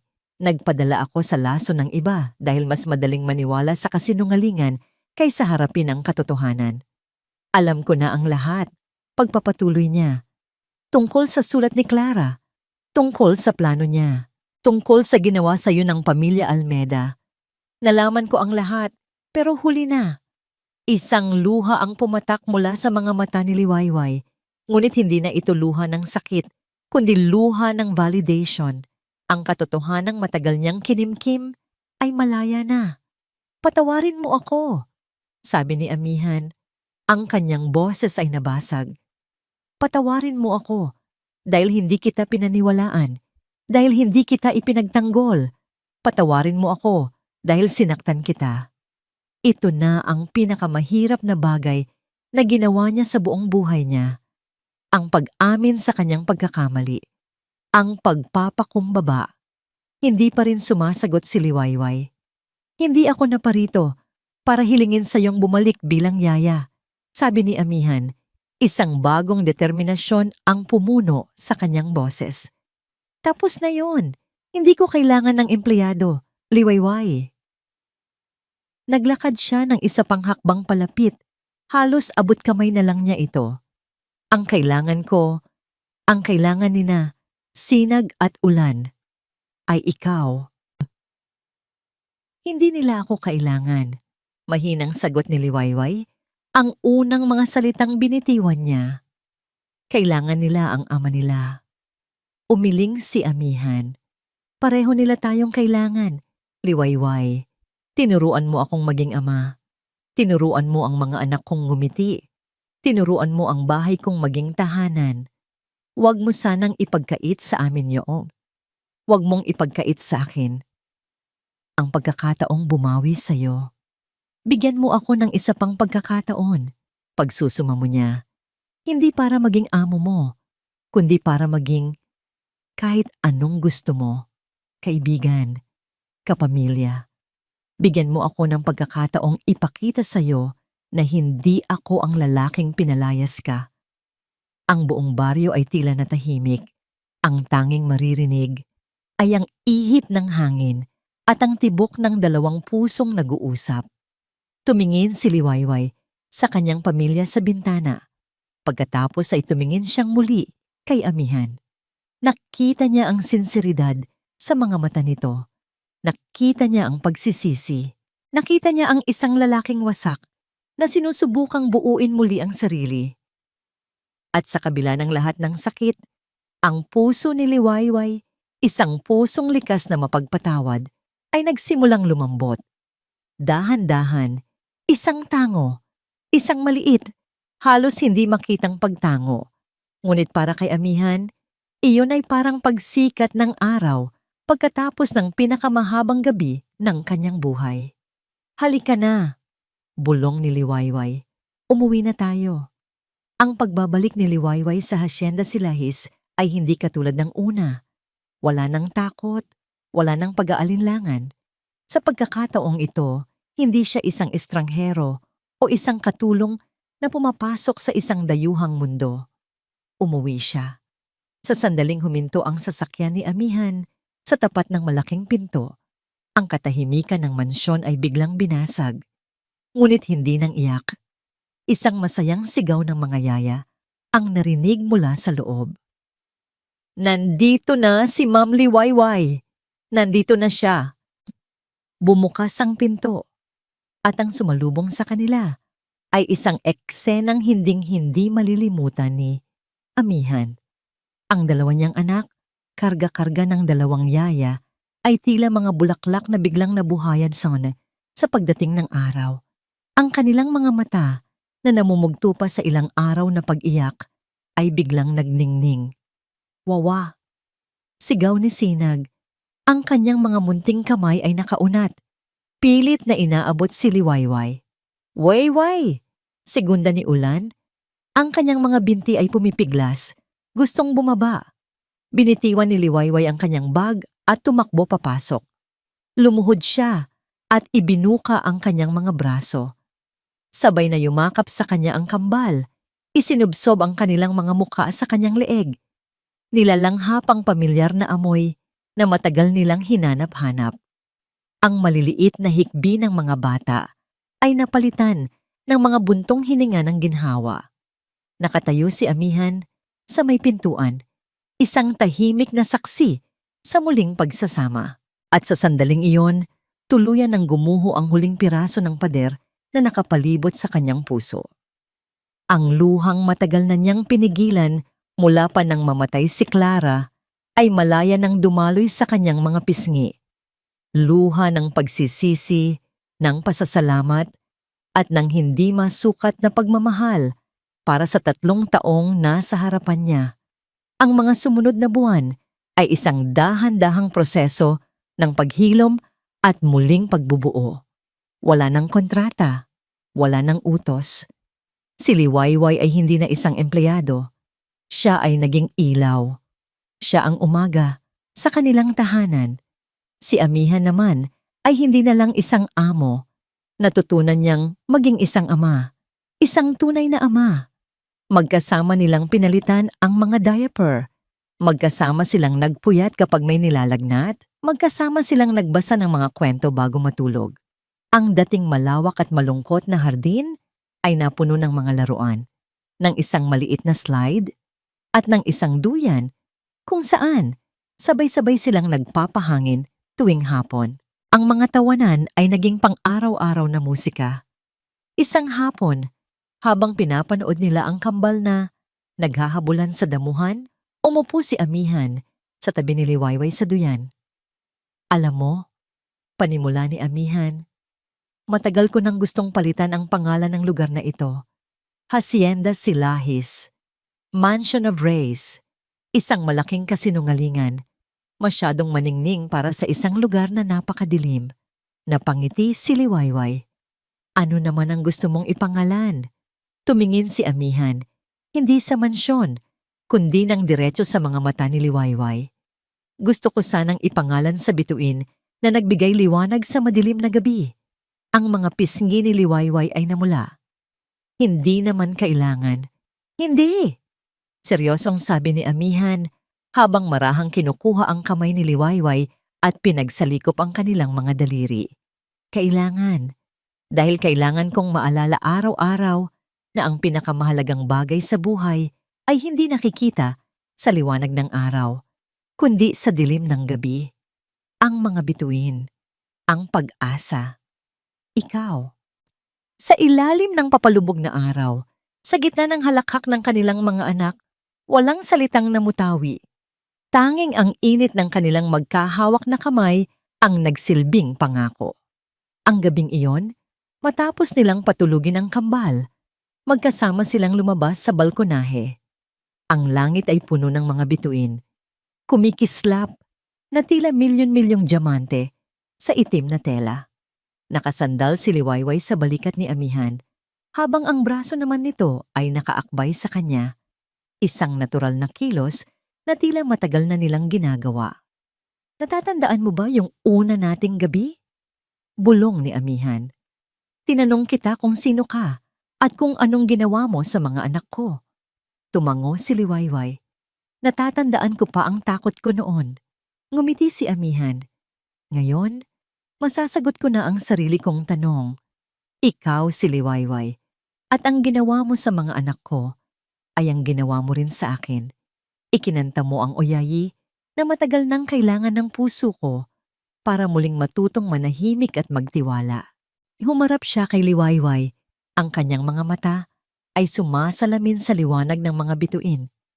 Dahan-dahan, marahan, at puno ng paggalang, inilapit niya ang kanyang mukha at binigyan ito ng isang halik. Isang halik na hindi puno ng pagnanasa, kundi puno ng pasasalamat, ng paghingi ng tawad, at ng isang pangako ng habambuhay. Ang Hacienda Silahis ay hindi na isang mansyon ng Silahis lang. Ito na ngayon ang hasyenda ng mga tala, isang tahanang binuo hindi ng semento at bato, kundi ng mga pira-pirasong pusong muling pinagdugtong ng pag-ibig. Isang patunay na ang pinakamaranyang yaman sa mundo ay hindi ang perang kayang bumili ng lahat, kundi ang pag-ibig na kayang maghilom ng lahat. At dito po nagtatapos ang ating kwento. Isang paalala na sa bawat pagsubok at kadiliman, laging may isang bituin ng pag-asa na nag-aabang. Ang kailangan lang nating gawin ay tumingala at matutong makinig sa uyayin ng ating mga puso. Maraming salamat po sa inyong walang sawang pagsubaybay at pakikinig. Naway may aral kayong napulot sa kwento ni Amihan at Liwayway. Ano po ang masasabi ninyo sa kanilang paglalakbay? At anong klaseng kwento naman ang gusto ninyong marinig sa susunod? I-comment lamang po sa ibaba. Ang inyong boses ay mahalaga sa amin. Hindi dito nagtatapos ang ating paglalakbay. Marami pa pong kwentong kasing ganda at mas puno ng aral dito sa aming channel. Kung nagustuhan nyo ang kwentong ito, i-like, i-share sa pamilya at mga kaibigan. At mag-subscribe na rin para lagi kayong updated sa mga susunod pa naming kwento. I-click niyo ang notification bell para kayo ang unang makarinig kapag may bago kaming upload. Muli, mula po sa aming munting sulok, isang taos-pusong pasasalamat. Pagpalain po kayo ng Panginoon. Kayo at ang inyong buong pamilya. Hanggang sa muli,